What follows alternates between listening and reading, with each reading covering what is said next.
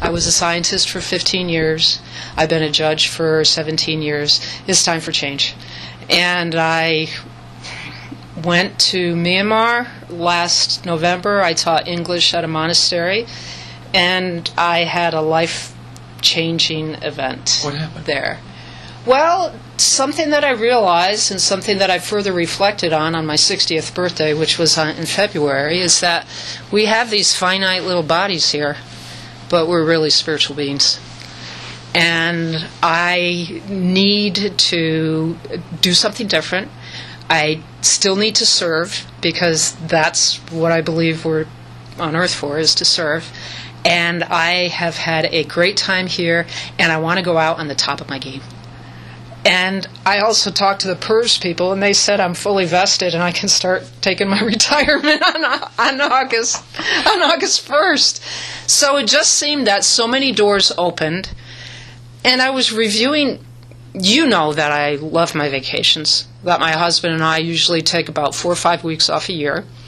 And that is so important to get away from this stressful job. I looked at our vacation schedule and I said, hey, we're gone. I said, my brother injured himself. I have to go back and help him plant his garden in May. In August, we're going to Palau. In October, we're going back to Myanmar to teach.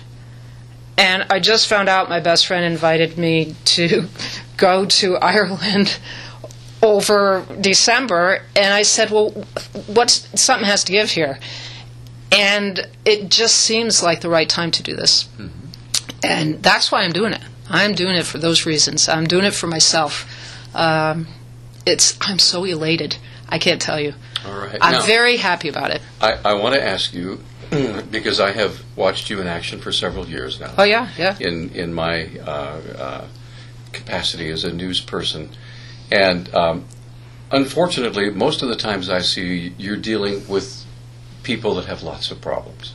Oh, yeah. And I guess I wanted to ask you, when you run up against someone, because Justice Court is the gateway basically to the justice system, and yep. you are almost, aside from the law enforcement folks, you're the first person they encounter in the judicial area. Right. So when you run up against folks that are charged with heinous crimes, how do you treat them as opposed to someone who's just in for traffic? Or is there a difference? There is no difference. I'm required as a judge to read them their rights, tell them what they're charged with, tell them what the penalties are, and appoint an attorney. In a misdemeanor, I take a plea. In a really an alleged crime that's so heinous, I don't take a plea because it goes up to district court. As you know, I have quite a sense of humor.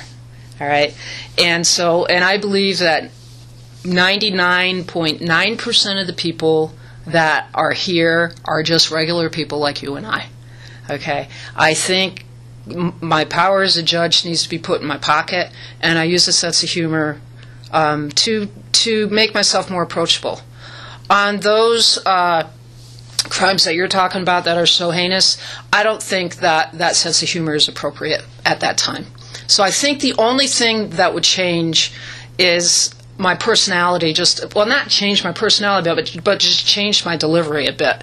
Because I'm there are maybe alleged victims in the courtroom, there are maybe family of the defendant, or the state is there, and we may have criminal history, and it's just not the time to say, hey, are you ready to quit drinking or not, my friend? Sure. Which is something that I might do with someone who is here on a first DUI. Sure. So that's the only thing that changes, is a little bit, I'm a little bit more, I pull myself back a bit, but then when I'm dealing with all the other people that on all the misdemeanors and stuff, they all get the same thing, not the same treatment. They don't need, within the sentencing guidelines, they need something different from each other. Somebody may really have to do 30 days of jail. Another person may do 5 days with, some days of jail work, and be able to understand that, oh yes, I am being held accountable, and I'm not going to do something so stupid or so illegal again. So the humor allows me to key into that person's, well, I don't want to say that person's reality, but it allows me to become more approachable, and when I'm more approachable, I get more information from people. Sure. And when I get more information, I make a better decision. Okay. So now, I've also noticed that when someone is verbally abusive, especially from justice court, from the jail, that you have a tendency to shut them down fairly quickly. Oh, I do. And why is that? Well, I don't tolerate contempt of court. Loud and boisterous behavior or disrespectful behavior is not part of justice court. People need to realize that that's not the appropriate way to act. And sometimes there are issues with people who are appearing like they may have mental illness. They may still be under the influence of alcohol or drugs. And in those cases, you can't see them anyway because they're not in their right mind. Okay, so it's important to me to maintain the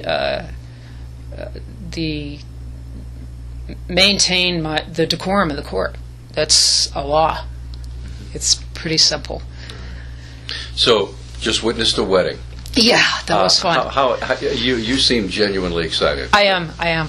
Every wedding is different. I've done literally, I think, around 2,000 weddings in my years here as a judge.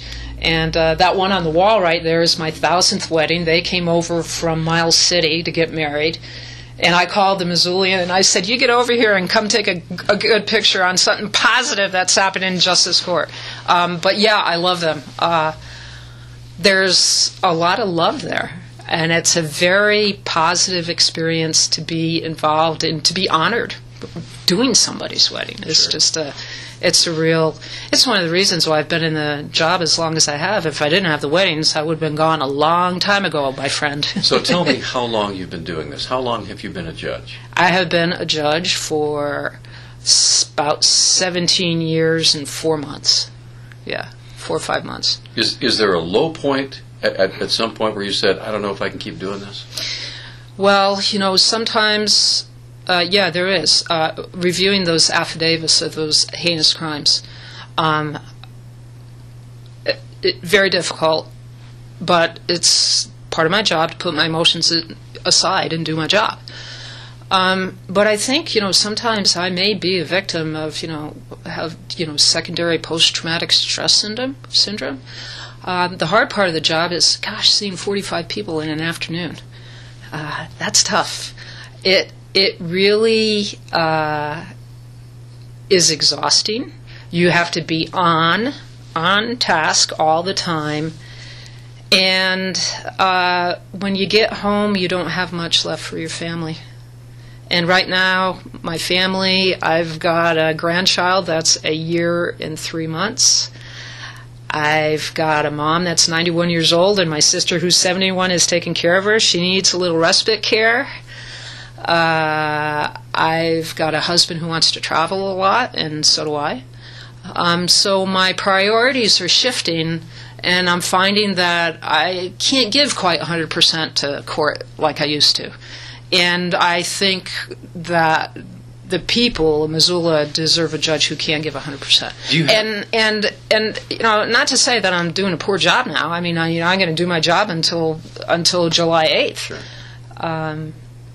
Do you have anyone in mind that you think would do a good job in your stead? Oh yeah, I have plenty of people in mind that would do a great job in my stead. But you need to, the public needs to realize, and everybody else needs to realize, it's not up to me to choose that person. It's up to the commissioners. If they want a recommendation from me, I'll give them a recommendation. At this time, I don't think it's appropriate though to go there. Okay. Yeah. All right. Yeah. So, closing comments. If you wanted to tell the people of Missoula farewell in your own special way, I realize that July is still a ways off. Yeah. But from you to them, what would you say? I would tell them that it really has been an honor to do this job. I have enjoyed it so much, I believe that my actions have made a difference in other people's lives so that they can get on a better path. And there's so much goodwill that I have towards those people and all the people who've supported me. I love this county. I love my job. I love what I do. And it's just time for Judge KO to do something a little bit different. Why July 8th? You had a special reason for that. Well, the ones that I explained before about my 20 years in the end of the pay period, a Friday, I can book the loft. But most importantly is that if I send in my resignation before the end of July, then the commissioners need to appoint a judge until the end of December, and there will be an election this year for a judge.